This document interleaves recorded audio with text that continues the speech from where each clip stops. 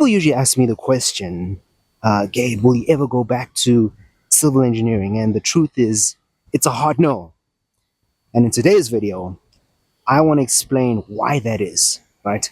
But before I do, hi, my name is Kevin, and this is Kevins-Korner, and this is another YouTube video, very different to what we're used to. And forgive me if I'm a bit awkward or a bit different, but I'm trying something different where instead of sitting in my office where I'm comfortable, we're outside today doing a video.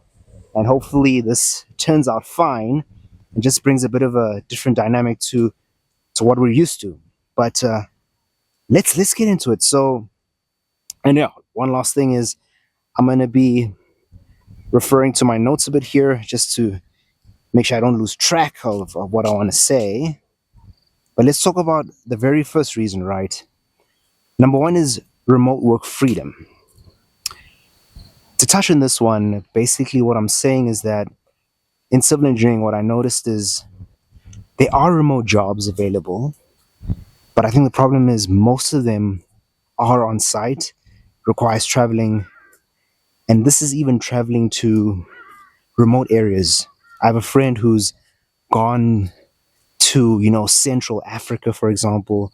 He had to stay there for about 2 months, and he said it was a horrible, horrible experience going through that. And obviously this keeps you away from your family and the like, so just something that long term I do not want for myself, right?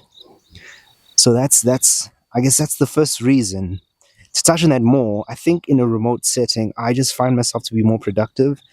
I remember back in my civil engineering days when I used to travel, I think, an hour and a half on the road. Really wasn't a pleasant experience. Didn't really enjoy that.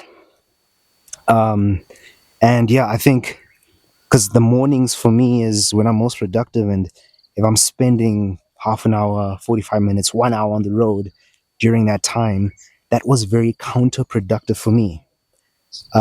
So definitely something that I wouldn't want to go back to. Let's dive into the second reason, right, as to why I don't think I can go back to civil engineering, or rather, I will not go back to civil engineering.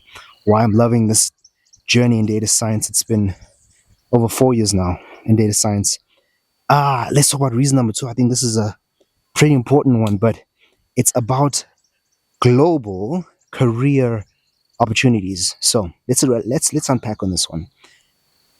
You have in something like engineering as a whole. Let's drill down to civil engineering, where the problem comes in because if you relocate or immigrate, chances are that that country, whichever country that is, has its own codes, its own standards, its own practices, and you will have to adapt to that, maybe upskill, upgrade, study a new course, just to integrate yourself to those practices and codes. Whereas something like data science, right, it is more versatile. No matter where you're on the globe, data science stays data science. It is the same thing.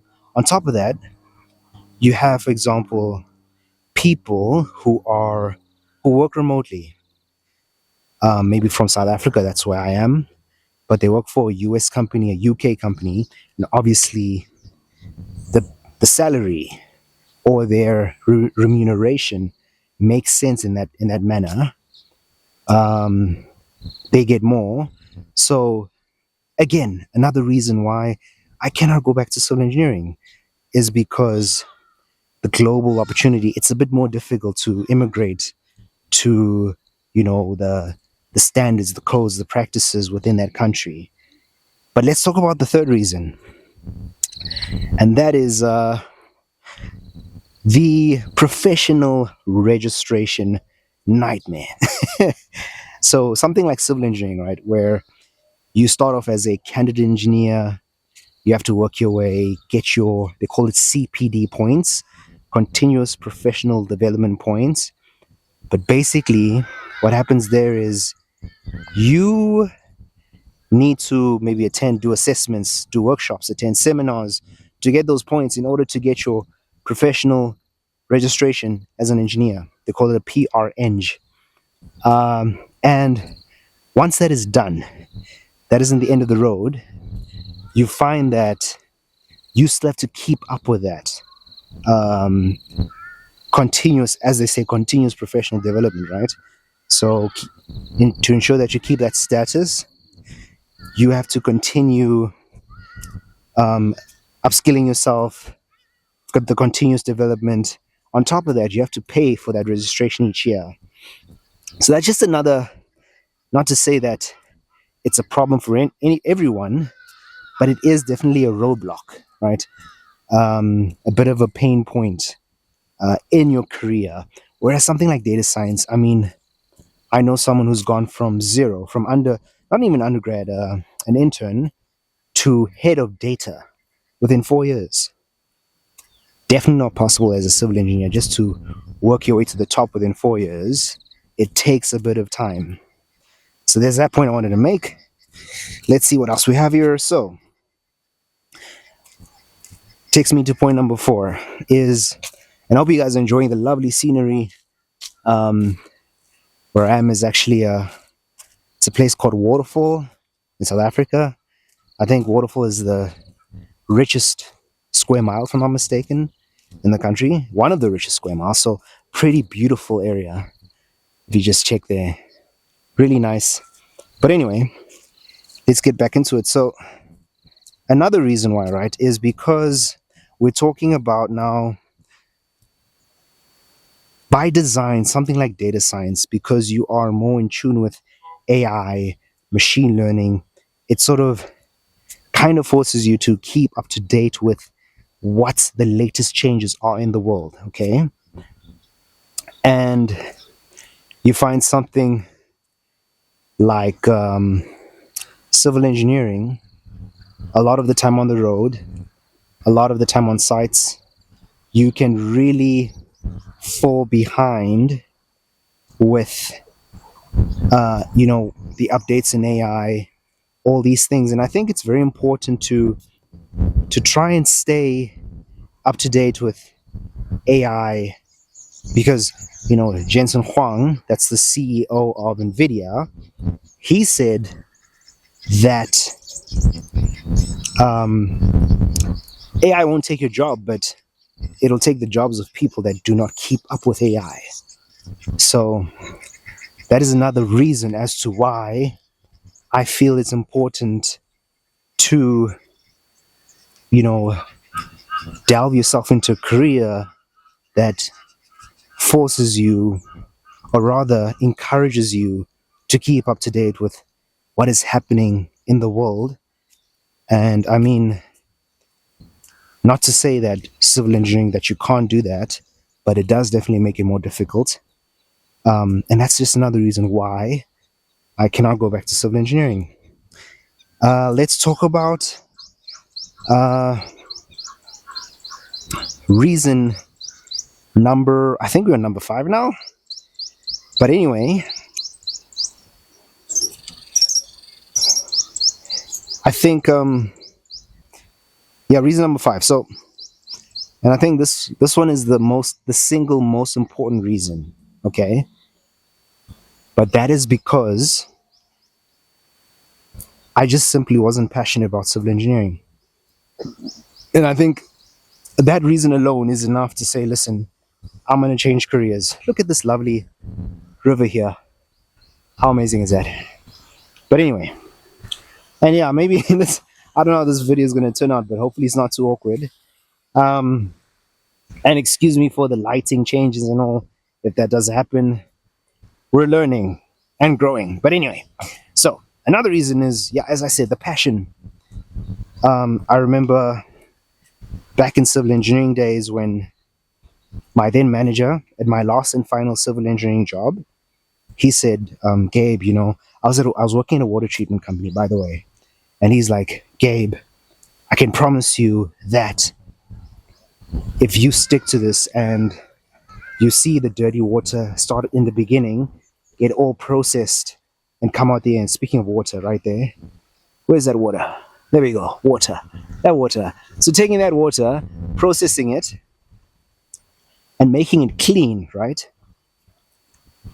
And you see that clean water come out at the end, it will be worth it. That's what he said. And I found that, I looked at him, I said, bro, like that, I don't believe that's me.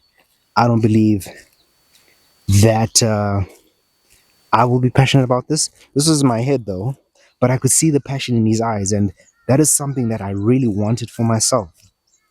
And I think probably weeks after that conversation, I resigned from my job, and that was to go into a full time boot camp for data science. And then the rest is history, where I got hired at my first role 7 months later.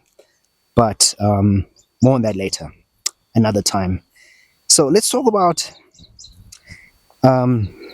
reason number 7, okay? And I think this is the final reason, but you find that, something like data science, tech, even tech as a whole, but even data science, data engineering, data analytics, what have you, you find that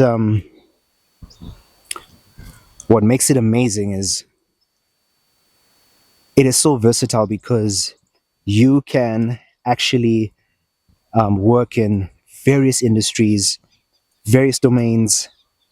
We're talking healthcare, finance, utilities, insurance, energy, you name it, right?